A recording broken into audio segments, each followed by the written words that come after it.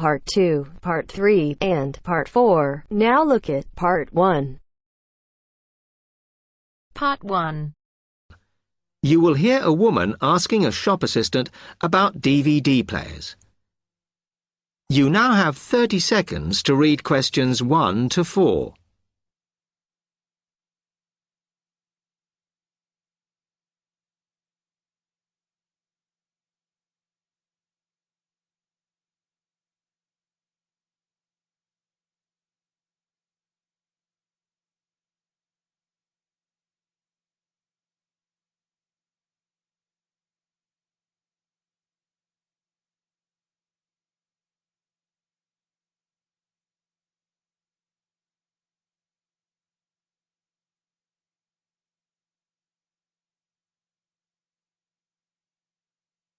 Hello, I'm interested in buying a DVD player. Can you help me, as I don't know very much about them? Of course. We sell quite a range. Actually, we're doing a customer survey at the moment, so I wonder if I could fill in this form about you, and that will actually help me to advise you on the best DVD player for you. Oh, okay. First of all, your occupation. Student. Okay. Then, have you already got a DVD player? No, I've never had one before. Uh-huh. And how much do you think you want to spend on a player? I'm not sure, really, but I have got a budget. My friend said I should allow about £100, but I can't afford over £85, so that's what I'm working on. Mm-hmm. And do you watch DVDs very often? Depends what you mean by often. I don't know what the norm is. Is it about 2 a week? I suppose I watch 3 a month. That's enough for me. Yes. What sort of films do you like watching then? Action movies?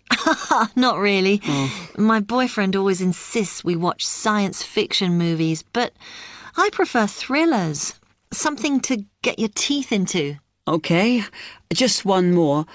Do you watch other DVDs? Ones that are not films, like music or something?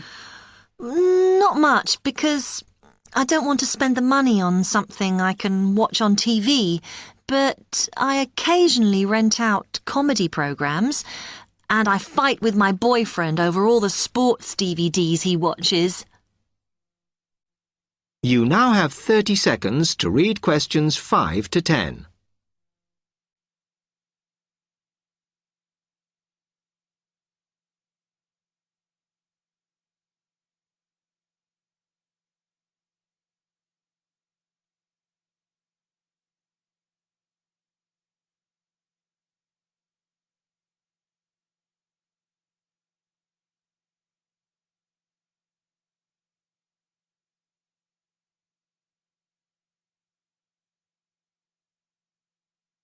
Okay, let me explain a bit to you about the DVD players that are in your price range. First, there's the DB30, which has only got basic features, but it is a bargain at £69. Now, all the DVDs come with an after-sales service that starts when the guarantee runs out. As it's so cheap, the DB30 comes with a limited after-sales service, as it only includes parts. You would have to pay for most of the repair. Seems okay. Then, a slight grade up from that is the XL643. This comes with an additional feature in that it has an extra button allowing you to record. That's quite useful. Oh, yes. That would mean spending less on DVDs to watch. Yes, so you'd make the extra money back on it that it costs. Let me see how much it is. Yes, that one's actually reduced at the moment from £79 to £71.99. Oh. I think it's worth the extra myself. And is that the same level of after-sales service as the other one? Well, you get a bit more for your money because what we're offering is a discount on labour. So you don't pay the full price if you have to call an engineer out. I see. Then the last one is this Tri-X24. It's a very good player, and you can use it to listen to your CDs as well as watch DVDs. It looks nice, but I bet it's expensive. No, it's not top of the range. Let's see. Yes, it's £94. But what you have to remember is that includes insurance, so you don't have to pay extra for that. And it comes with a guarantee that's valid for 3 years, as opposed to the usual one. What do you think? Maybe.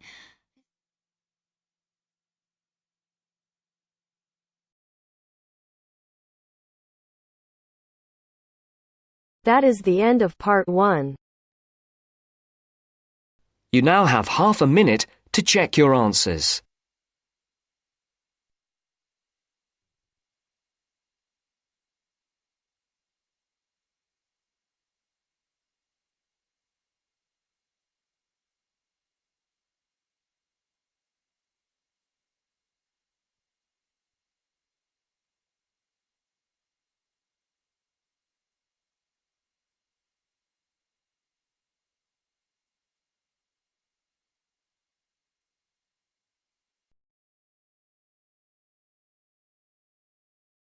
Now turns to part 2. Part 2. You are going to listen to a talk about au pairs in the UK. First, you have some time to look at questions 11 to 15.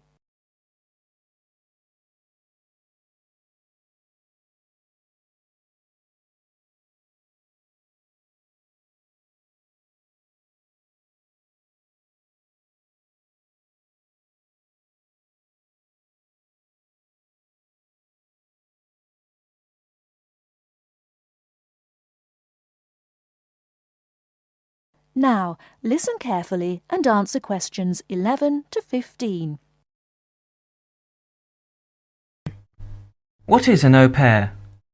An au pair is a single girl without any dependents who comes to the UK to learn English and to live as part of an English-speaking family.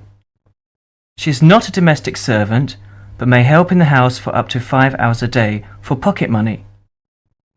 Suitable tasks would be light housework and taking care of children. She should have 1 day each week completely free, and she should be free to attend language classes and religious services if she wishes. Pocket money should be between £15 and £20 per week, and she should have her own room. Before she arrives, she should have as much information as possible about the home she is going to and what she will be expected to do. She will find it helpful to have a letter from her hostess explaining the arrangements to show the immigration officer when she arrives.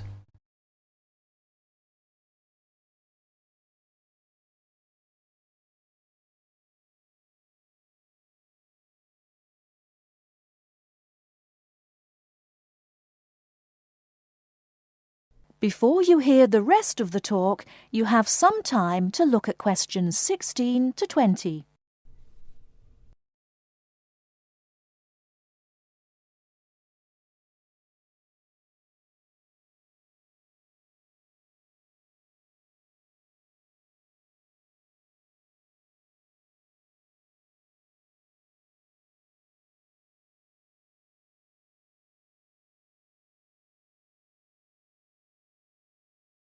Now listen and answer questions 16 to 20. An au pair must be a single girl aged at least 17 and no older than 27 when she first becomes an au pair. She must be a national of a Western European country, which includes Malta, Cyprus and Turkey. The longest a girl may stay in the UK as an au pair is 2 years. A girl who has been in the UK before as an au pair will be allowed to come to the UK again as an au pair only if the total period is not more than 2 years. An au pair is not allowed to take a job in this country. The light household duties which are part of the au pair arrangement are not regarded as employment. An au pair who is a national of a country which is not in the Commonwealth or European Community EC, and who is admitted for longer than 6 months will normally have to register with the police. This will be shown in her passport. She must take her passport and 2 passport-size photographs to a police station. She will have to pay a fee, about £25. If an au pair wishes to stay longer than the time stamped in her passport, she may apply either by post to Luna House, Croydon, or in person at one of the public inquiry offices. If she applies by post, it is a good idea to send any valuable documents by recorded delivery post. She should apply before the time limit on her permitted stay runs out. She must show that the arrangements are still those of an au pair. She may change host families during her time in the UK, providing that the new arrangements are also those of an au pair. That is the end of part 2. You now have half a minute to check your answers.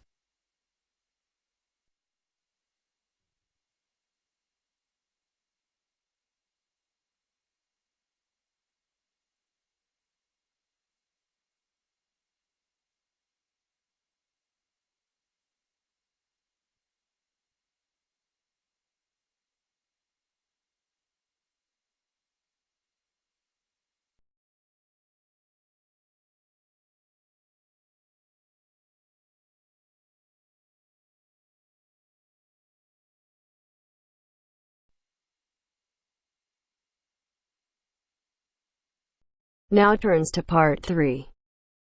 Part 3. You are going to hear Dr. Joanne Robinson, the course director of a language learning centre, answering questions from reporters from the student newspaper. First, look at questions 21 to 26.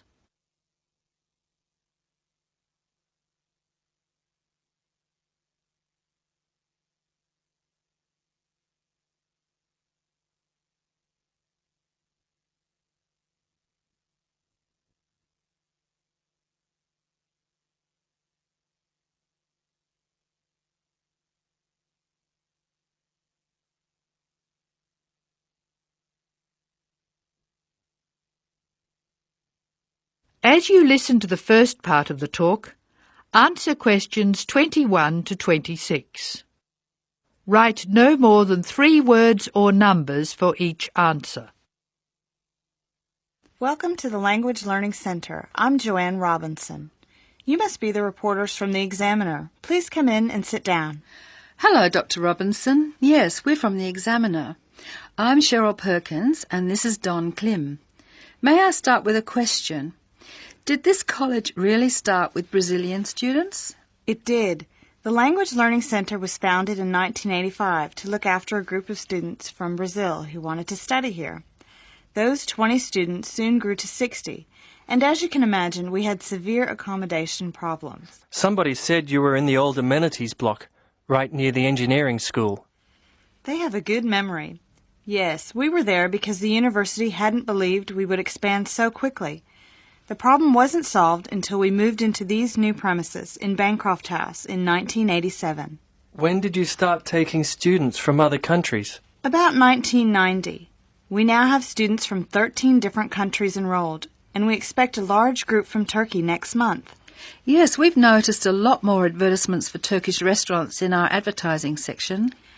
Well, 40% of our students come from Turkey, by far the largest single national group. And I believe there's been an influx to the rest of the university. There are a lot of Turkish students studying hospitality. Do you offer anything special to the students? Yes, we do. There are several things which make us rather different from other language schools. English is certainly not restricted to English for academic purposes here. Sometimes we have extra classes for students who have particular courses in mind.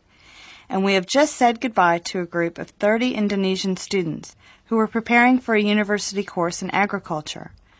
They came to us for English for farming, and they were with us for a long time. We miss them. How long do students usually stay at the Language Learning Center? It varies, so I'll talk about the average. Most of our courses last for 5 weeks. But to make any real progress, a student needs to be here for at least 3 terms. That's 15 weeks.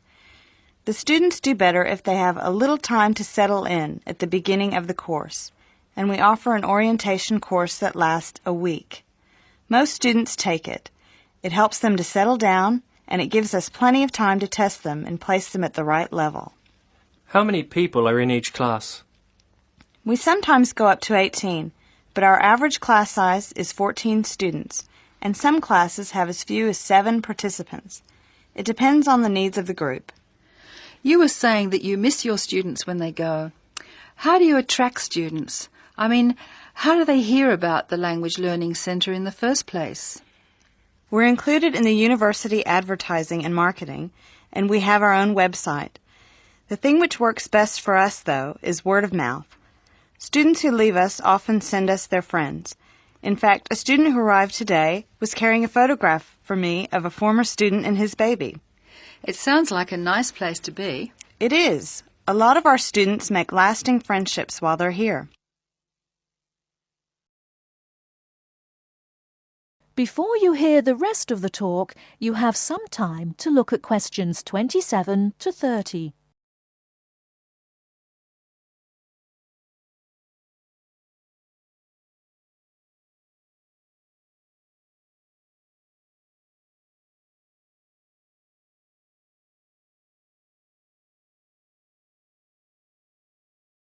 Now listen and answer questions 27 to 30. Making friends with other students sounds special enough. I'd like to emphasise that in the student newspaper. We do try to get our students to be part of the wider university. How do you do that? Do you encourage them to join the sports centre, for instance? Indeed we do. The sports centre is always looking for active participants, particularly in soccer. Oh, and something else. You might like to mention that we don't teach just English here. I mean, we're a language center, not an English language center. You may learn Spanish, Mandarin, and Russian here, and we can sometimes offer other languages. This means we can have some students who are native speakers of those languages as conversation partners for English-speaking students. Who can do these courses? At this stage, any native speaker of English. What about the people who are learning English? Can they do a non-English language course? At this time, only if they've almost finished their English language course. You see, we try very hard to involve students who are native speakers of English as conversation leaders, and we encourage our students to join groups on the campus. For instance, if they enjoy music, there is an active jazz group available to everyone, and that's a lot of fun. On the other hand, elementary students can't go to the drama group. Their English just isn't ready for that sort of activity. But the university choir welcomes all the singers it can find. They often do large productions that need a lot of voices. I imagine the special conversation groups are open to all your students. I wish they were. I'm sorry to say they're a special service we provide for elementary students only. Is there anything else I can tell you? I'd be really pleased if you could write about the courses we offer in foreign languages. I think our readers will be very interested in that. Thank you for your time, Dr. Robinson. Yes, thank you very much. Goodbye. Thank you for giving me the opportunity to talk about the center. It's always good to let the rest of the students at the university know what goes on in our classrooms and outside them. After all, many of our students leave us and then study for degrees in various disciplines on this campus. That is the end of part 3. To check your answers.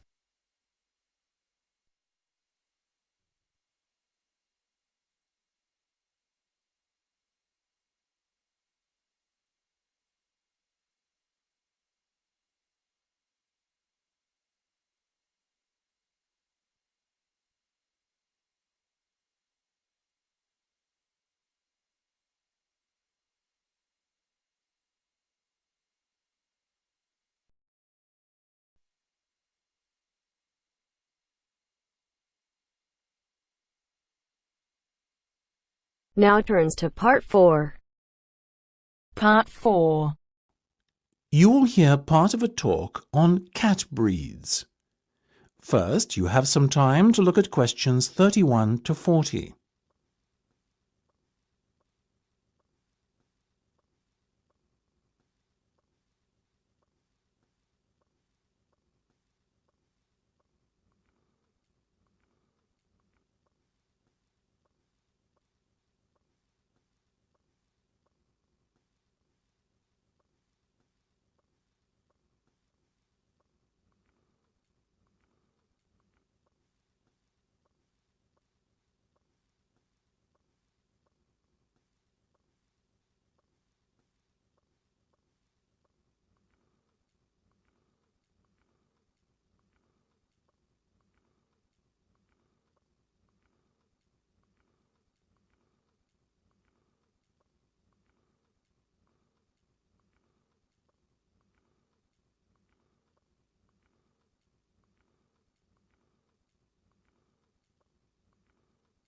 Now listen carefully and answer questions 31 to 40. Look at her, ladies and gentlemen. Isn't she beautiful? The Abyssinian is a natural breed of cat which originated in Africa, or more specifically, what is now Ethiopia. Today it is found in much of the surrounding African continent, particularly Somalia. Its head is broad and moderately wedge-shaped, and it has relatively large pointed ears, like the specimen you can see here in front of you. It is typically a reddish colour and is known for the unusual M-shaped marking, which often appears directly above the two eyes. See here. It has a medium-length coat in a sort of ticked pattern, ticked being a term to describe when the hair gets progressively darker from root to tip. There you go, little fellow, well done.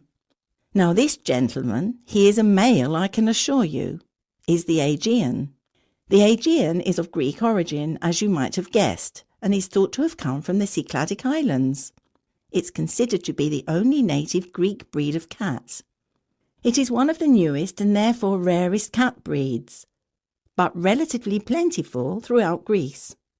It is much liked for its intelligence and friendliness, and because it excels in pest control. It has a semi-long-haired coat with rich tail. The coat is typically bi- or tri-coloured, with white always present, and the other colours ranging from black to red, blue, cream, etc. These colours are just as likely to present themselves as stripes. This little guy, as you can see, has beautiful reddish-blue stripes running through a pale coat. The head is medium-sized and quite round. The ears have a wide base, rounded tips, and are covered by hairs. Now the Australian. Australians are still mainly confined to distribution in their homeland. Obviously Australia, though a number of catteries in the UK have started to breed them too. Look at those expressive eyes. The cat is a fine example of the breed, medium-sized and short-haired. Notice also the large round head. This breed is much loved for its tolerance of children, and because it is very rarely inclined to scratch. Its coat is typically spotted, or, as in the case of this little fellow, classic tabby style. Last but not least, we have the bobtail, another relatively new breed, like the Aegean and Australian. The bobtail first appeared in the 1960s in the United States, the only country in which it has a significant distribution, and is most notable for its stubby, bobbed tail, which is only something like 1/3 to 1/2 the length of a normal cat's tail. It is a very sturdy breed, with rather shaggy and dense fur. Bobtails can have any colour fur, and often have the appearance of a tabby. Unlike the other breeds we have discussed, the bobtail is not natural. It is said to be a result of the crossbreeding of a domestic tabby cat and a bobcat. Such is the careful breeding the cat has undergone that it comes in all colours, and there are also both long and short-haired versions. If I had to recommend one of these breeds to you today, I would have to vouch for the Australian. After all, as all of us here are parents, we must surely agree that our children are our first consideration when it comes to purchasing a pet, what effect the animal will have on them. How will it react, etc. These are questions we all ask ourselves, and they are even more important when the child is very young.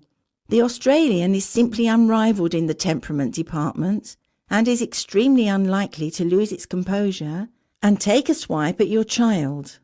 That said, it is still a very rare breed in these parts, and as with all things in the world, rare equates to very expensive. So it may be beyond the price range some of you are prepared to pay.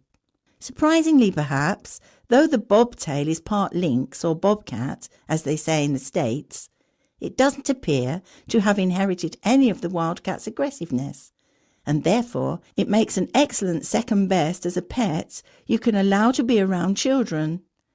It is also considerably less expensive. The other two breeds we have talked about both make excellent house pets. However, hand on heart, I could not endorse either as a pet to have around young children. In my view, the child's safety is not something to gamble with. So, if you can afford the extra few quid to lay out for a bobtail, or better still, an Australian, do so. You won't regret it.